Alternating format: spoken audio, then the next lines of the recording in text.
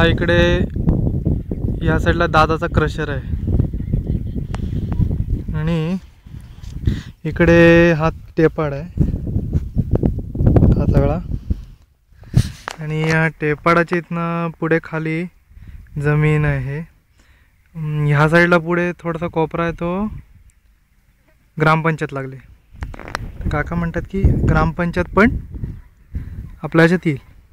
आणि हा एक कातकरी आहे तो कसतोय, आप्पाला भेटायला सांगितलंय मानकराकांनी। हा सगळा आपला एरिया आहे 314 आहे।